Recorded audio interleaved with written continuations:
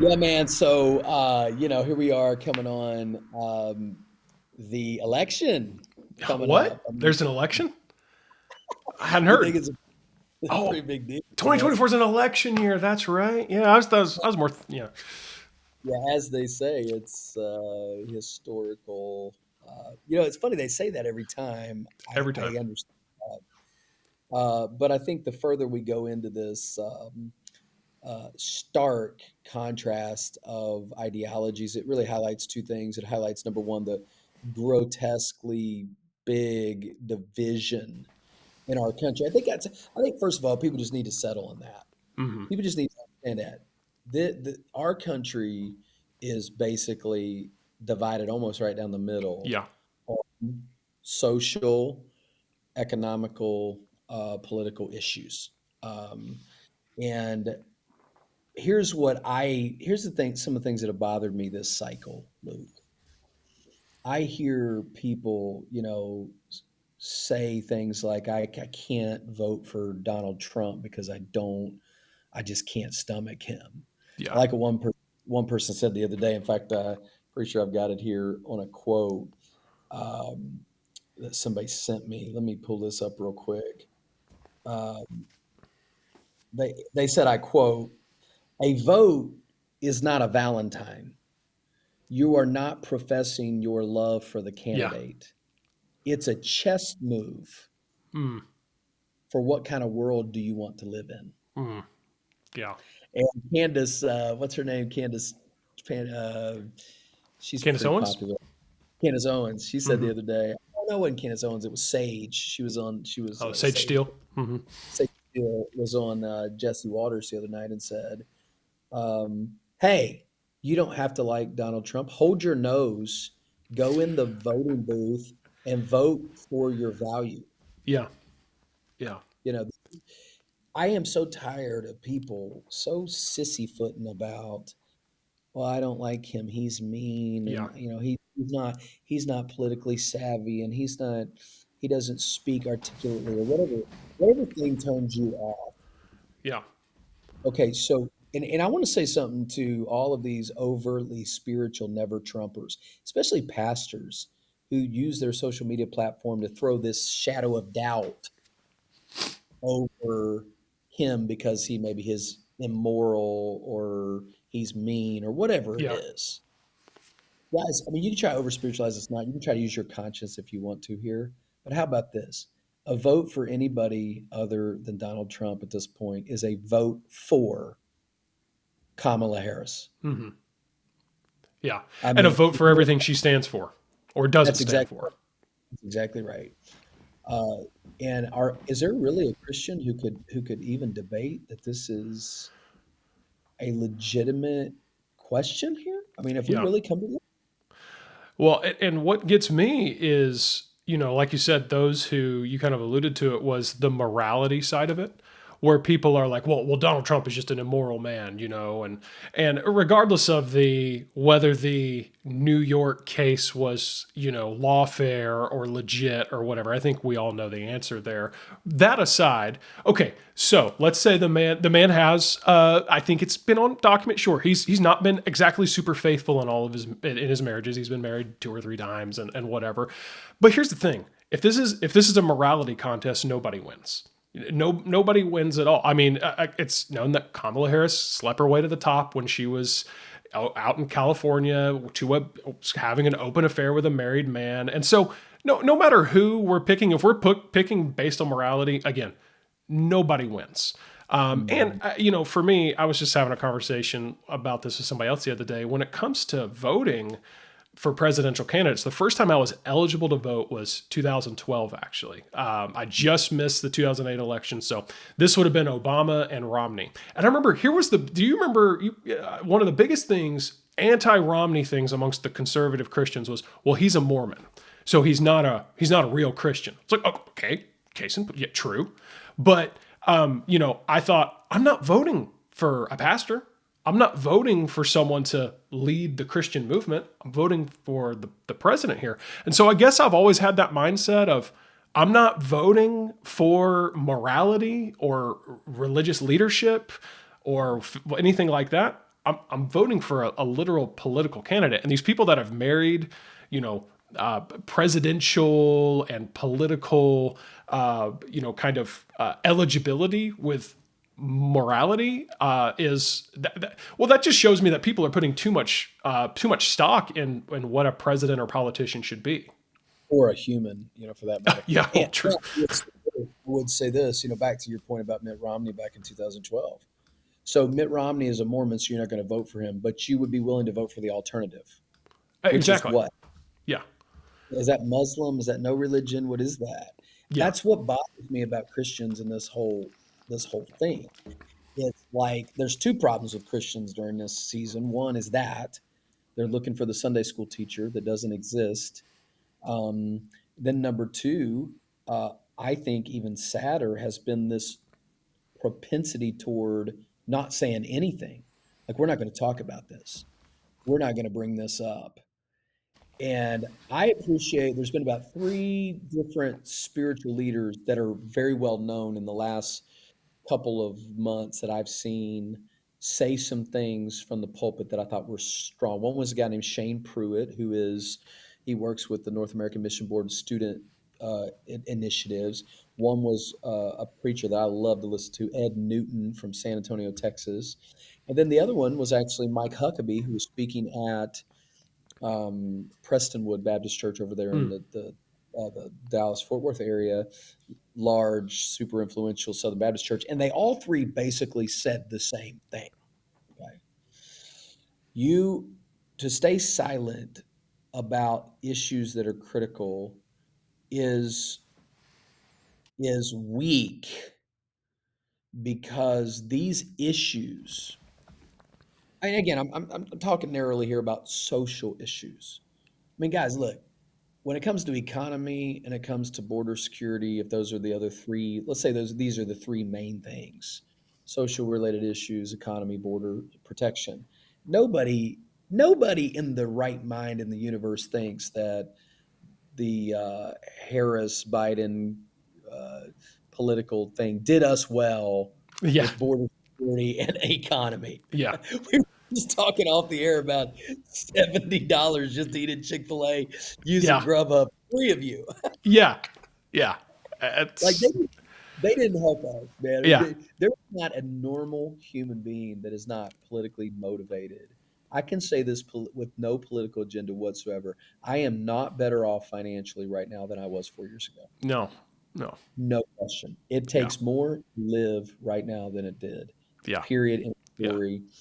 And then border. Who's going to argue about the border Yeah. opening? It's just such a.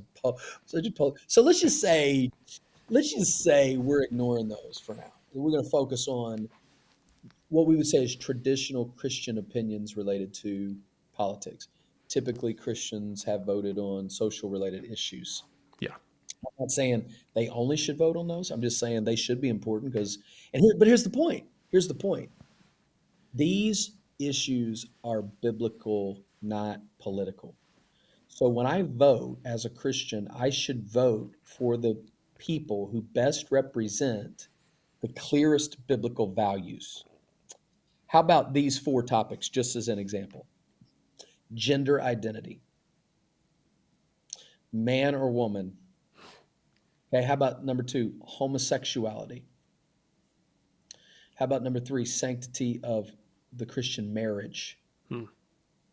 husband and wife forever? And then number four, the sanctity of human life made in the image of God and how it relates to abortion and so on and so forth. Okay, if you just took those four issues alone, and again, assuming we could just say all things are equal in the other parts. I mean, um, in other words, I just because the economy is good, that's not going to be the deal breaker for me. I want to Hmm. see somebody well rounded, but I think in this case we can make a case for that. However, guys, there is no debate out here. Okay, I'm holding up two political candidates for the highest office in our country. What does this person think about homosexuality? And what does this person think about it? Hmm. The same person thinks the same thing about transgenderism. Hmm.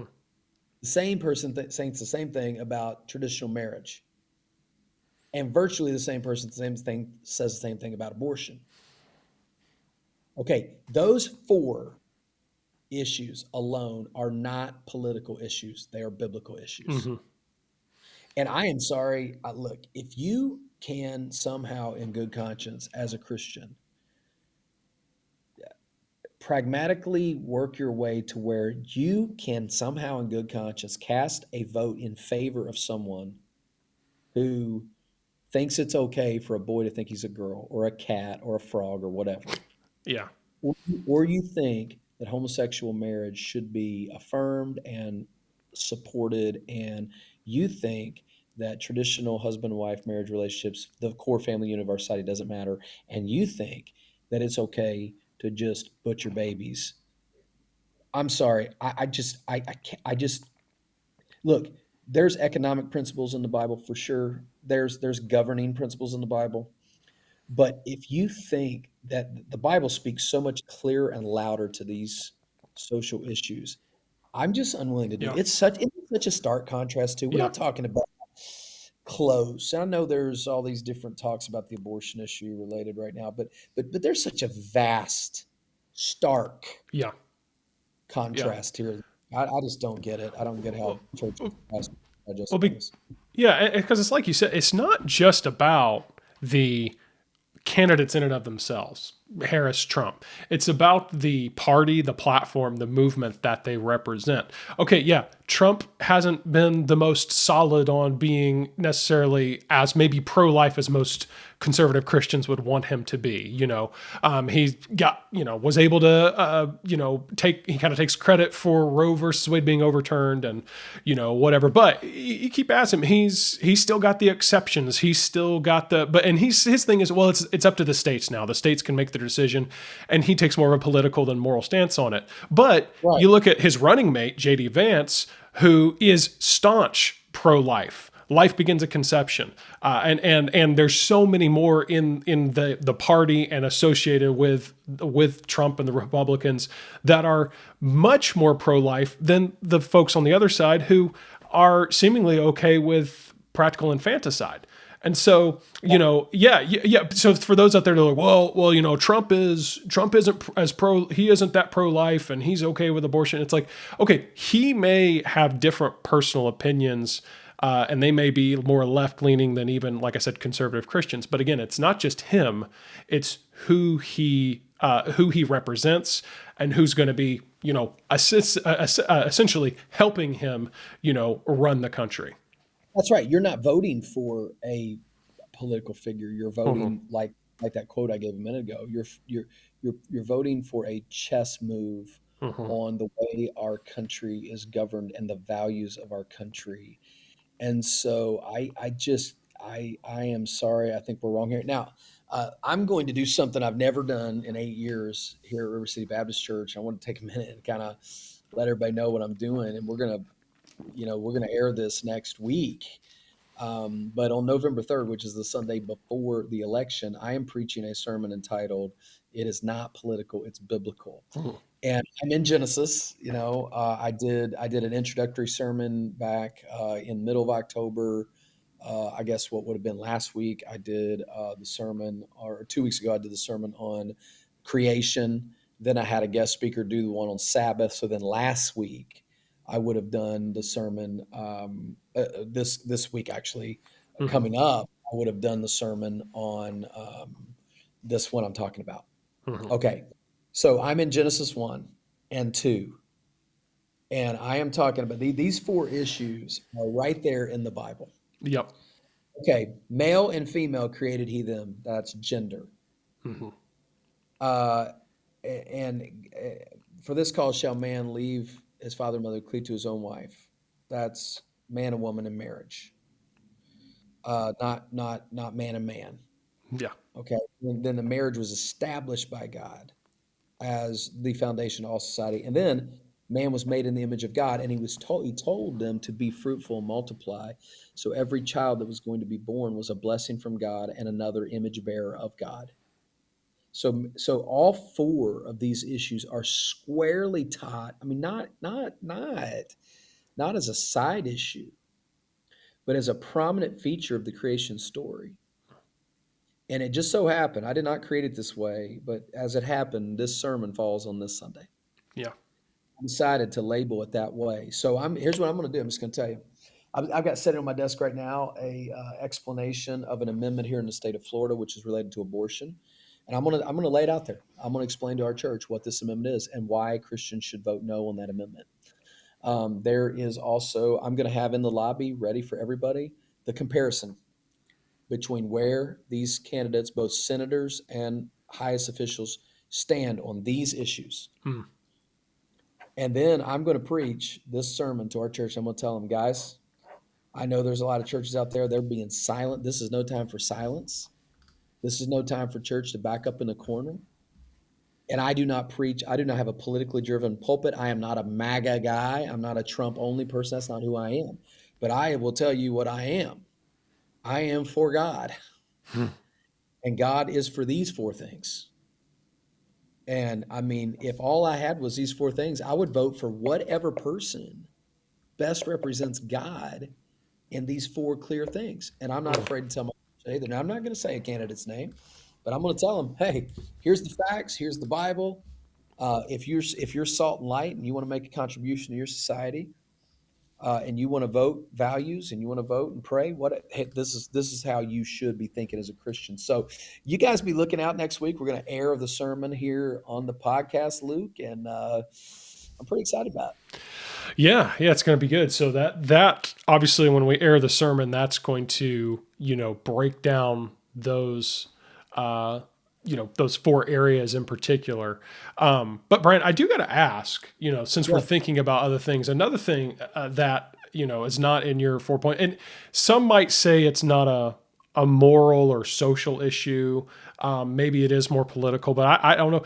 Something else that I've heard that's I refuse to get into the rhetoric of democracy's on the ballot and all of that. I mean, okay, how our government essentially functions is going to be influenced by the people we elect in the office, but I still believe that in 2028 we're going to all be able to vote still, regardless of who's in office. I just have more faith in the American Constitution than that.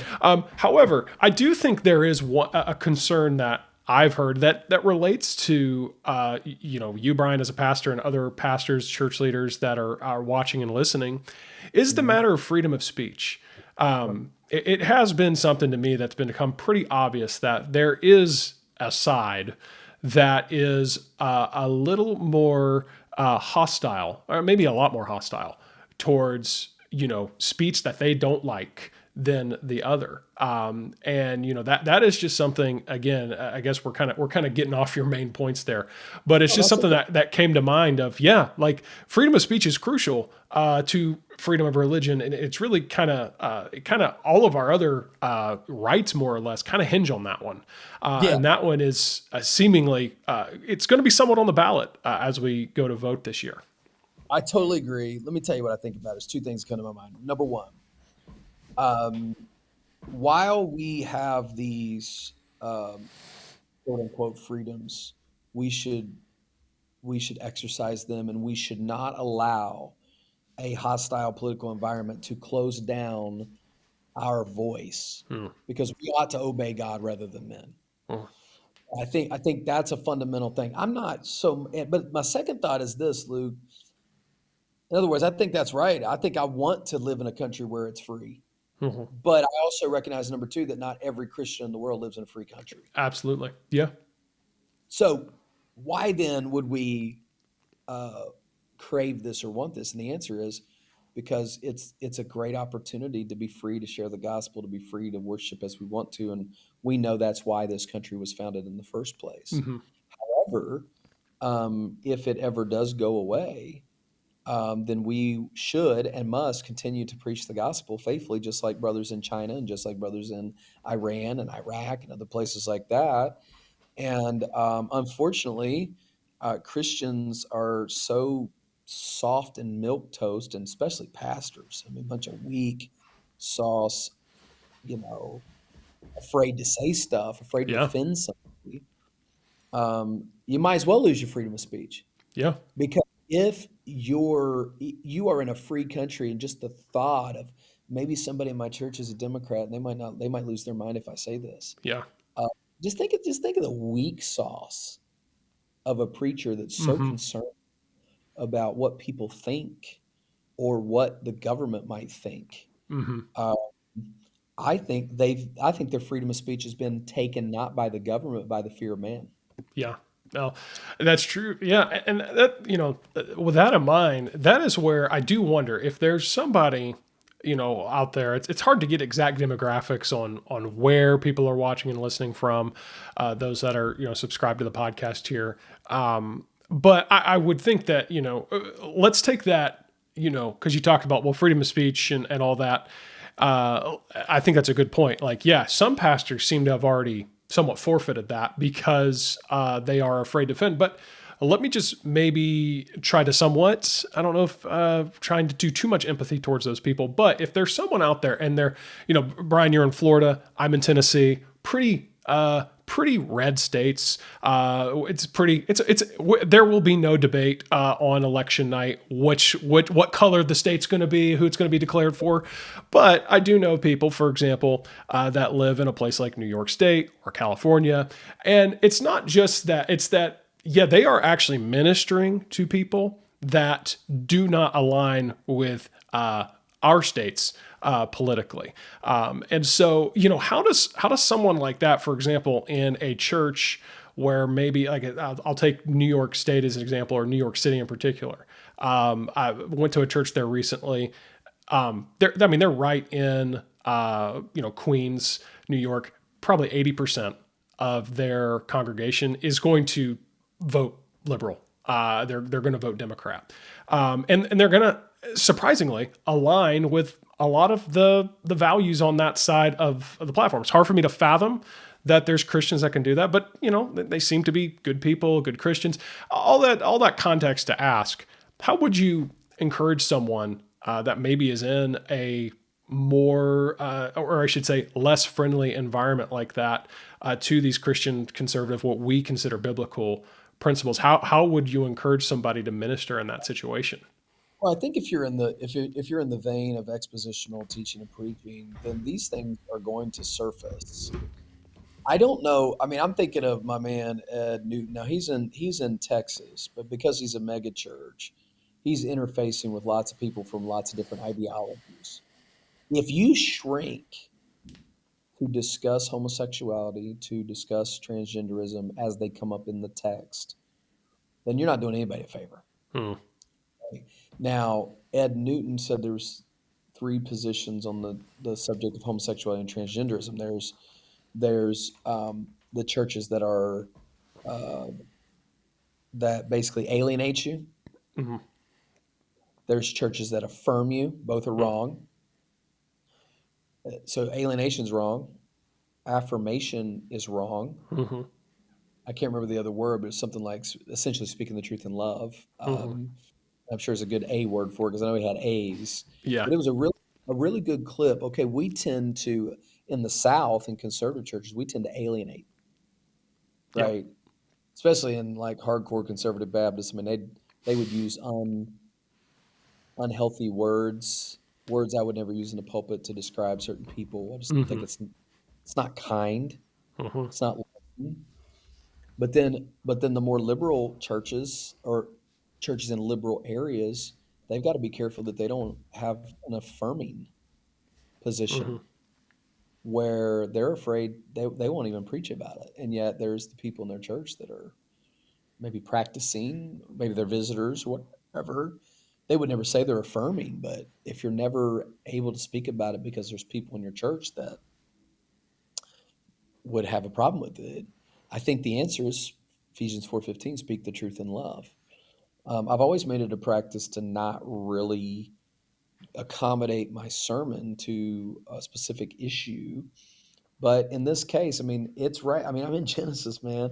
Those four things are right there. And again, it Yeah. is time. And God's my witness. I didn't plan out that I was going to start teaching Genesis so that I could preach this political message. I mean, if I was just going to preach a political message, I'd just do it. Hmm. But I'm not going to avoid. That's the point. I'm not going to avoid a biblical subject because I'm afraid of what it might cost me, both in terms of people or status within a government or whatever. Now, I mean, Peter and John gave us the great example in Acts 4 about what to do if you're told not to preach.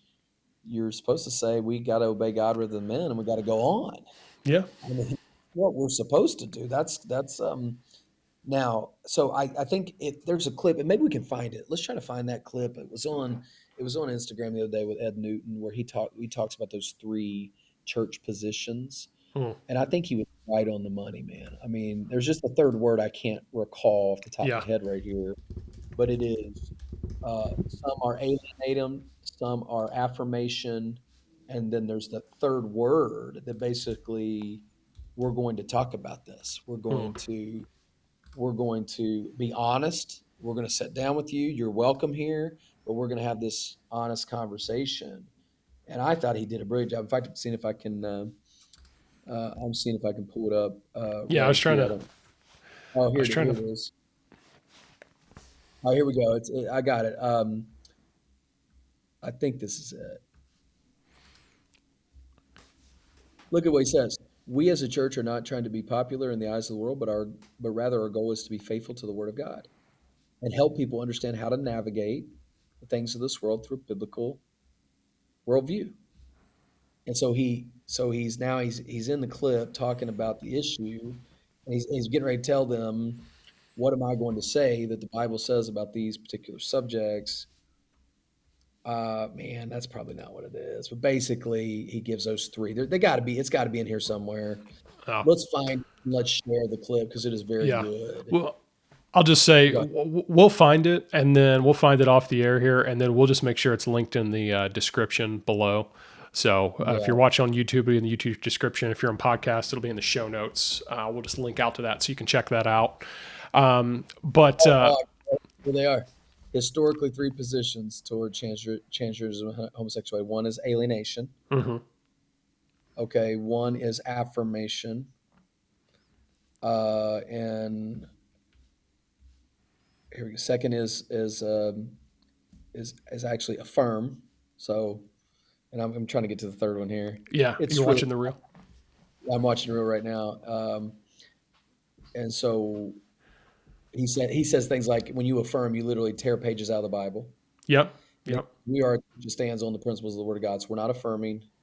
Uh, we're not going to affirm what God says sin is. We're going to actually look at the conversation. Okay, he says we wouldn't affirm a man cheating on his wife Hmm. more than we would affirm slander and gossip, homosexual, any of it. We're not going to affirm what the Bible's against. So we're not going to alienate people. We're not going to affirm people. And then here it comes: alienating, affirming. We are, but also you need to know there's some churches that choose to never even talk about it. They avoid it. That's the third one. Just avoid it. We're not going to bring it up. We're going to address it I see. in love, according to the Bible, with a heart for people. I mean, Hmm. that clip on Instagram dated October 7th. Okay. That's Yeah. on the Instagram page. Pastor Ed Newton. It's in collaboration with CBC Social, which is his church. He's solid, man, solid preacher, and I'm going to borrow that line in my sermon when I preach it here next week. Yeah.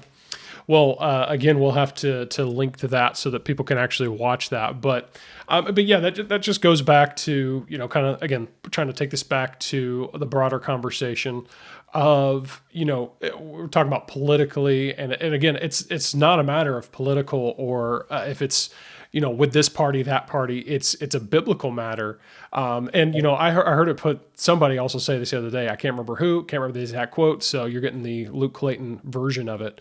But essentially, if what you're preaching from the pulpit parrots everything you hear on cable news, then that's a good indication that you're just preaching what's popular. You're not preaching what's biblical. Because I mean, think about it. I mean, the example I've heard is, sadly, it's horrible. In the 1800s, during the Civil War, there were Southern preachers that were trying to use Scripture as a reason that slavery should not be abolished.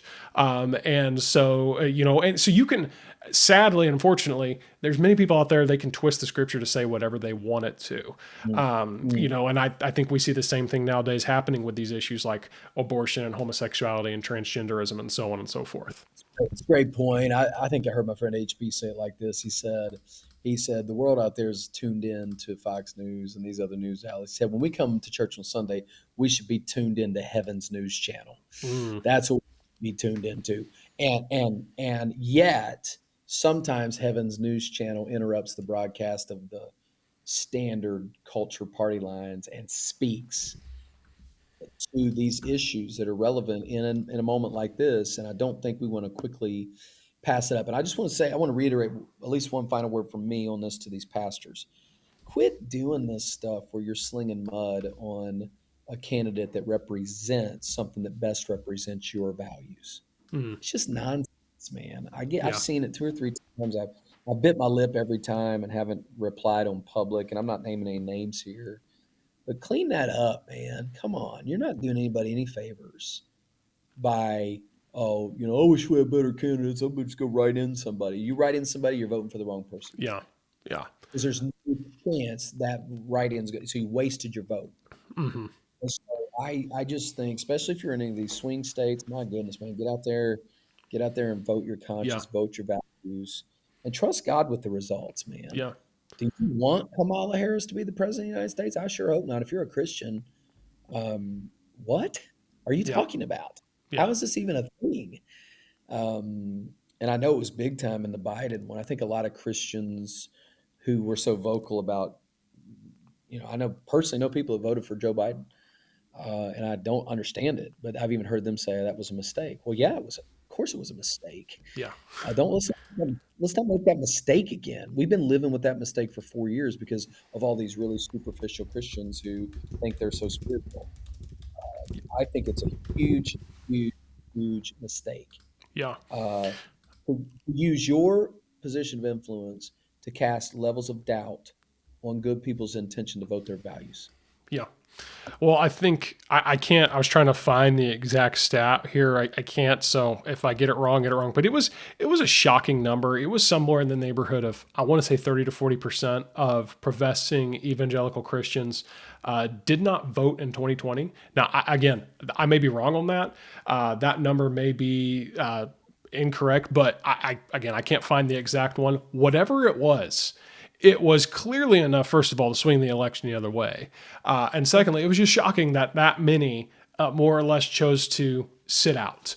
Yeah, Because, and I know, like, hey, look, I guess if there's an independent candidate out there, if you're really into Ralph Nader and the boys like that, or whoever's the third party people nowadays, if you genuinely want to align with that and that's what you're going for, yeah, sure. But unfortunately, and I guess there's a part of us that would love maybe like a political system where it wasn't just two parties, but it is two parties. And at the end of the day, that's what we're dealing with. And yes, like you said, if you don't vote for one, you're actually voting for the other. That's thanks, just how Brent. it's designed right now. I would just say to those people who did that, to all you bench warmers out there that did that, how do you like what happened? Uh-huh. Yeah, How was the bench for you now? How was the bench when you tried to buy eggs and milk yeah, and you're seeing literally freakazoids in front of our face trying to, boys hitting 80-mile-an-hour volleyballs into girls' faces. yeah, What is wrong with you? yeah, That would have never happened had another group of people been in yeah, charge of our yeah, country. We would have got shut down right now. yeah. How you like it now, folks? So Hmm. get off your butt, put a clothespin on your nose, get in the booth, and vote for something that resembles something like the Bible. Yeah. Now I Mm, realize we're probably talking for the most part. Our primary audience is going to be, I would say, conservative pastors and yeah. church leaders who I would think, Brian, I would like to think, maybe I'm being too optimistic, who are they're going to vote, and maybe they've already voted because early voting is going on right now, at least time of this release of this episode. So maybe they have voted, they are going to vote. That's great. But if you have anybody out there who's on the fence, who's a Christian, who just maybe they're a bench warmer like you called him, Brian, or maybe they just are for some reason undecided, or maybe they just can't come around to the idea of voting for, orange man, bad Hitler, Trump, Okay, well, hey, share this video, share this podcast with them. Maybe it'll help them out. Maybe this perspective here, and then also, the sermon that's going to be dropped here in the next week or so. Share that as well. And Brian, I'm really looking forward to you preaching that sermon and hearing that, and then, like I said, getting it pushed out to our podcast audience here as well. Yeah, man. Well, this has been great. It's sad that we even have to talk about this stuff. Who'd ever dreamed, Yeah, But I recognize people that are in Europe and other places that far progressed past us, and people in Iraq and Iran and China. They don't even have the freedoms to talk about this stuff. yeah, But a lot of times those people are more courageous than we are, and shame on us for having the freedom to yeah, speak, have a podcast, have a pulpit in public, yeah, and and and and have no blood on our swords because we're afraid to draw. yeah, Don't I just what I've not been a politically driven person. My church is Christ centered. We don't get it. We don't go down those rabbit holes. But I have just said, what, my church is going to know where I stand and where we stand on this. yeah, It's just we're going to do it, yeah, and and if it doesn't mean anything else, it means that they have a preacher that believes in life and morality and two genders. hmm, yeah. Assigned to earth by Yeah, God. yeah. Which, speaking of freedom of speech and censorship, it just hit me. I wouldn't be surprised if the video gets pulled from YouTube. Or That's really, I wouldn't be I surprised. hope, And actually, I'm kind of hoping for it. YouTube, you've been challenged. yeah. Bring it on. Hey, listen, I hope they do. I mean, just gives one more statement to. We'll have the recording. We'll be able to put it out Yeah. somewhere else. Well, it'll be on. That's the good thing about podcast audio feed. I will say it's hard to censor that. So check out the audio feed for sure. But My yeah, I que- wouldn't be surprised if this gets pulled from YouTube. my question to those clowns would be, why? Why can't you? What's wrong with you? You can't have an Yeah. open conversation, an honest Yeah. conversation. You got to hide in Yeah. the dark, pull Hmm. everything down. Sad. It's sad on you. Yep. But hey, that's okay. And I hope they leave it up. And Yeah. I hope they will live in a world where it's the best thing for us to be able to do is have an open dialogue about it. Absolutely, absolutely. So so yeah. If you're not listening, if it's not on YouTube, check out podcast. I may post this one to X too. We don't put all of our episodes on X, but I know X is very much free speech. So maybe over there on X, formerly known as Twitter. No matter where you're listening, watching though, we're glad you joined us. And I just feel like saying, in closing, God bless America.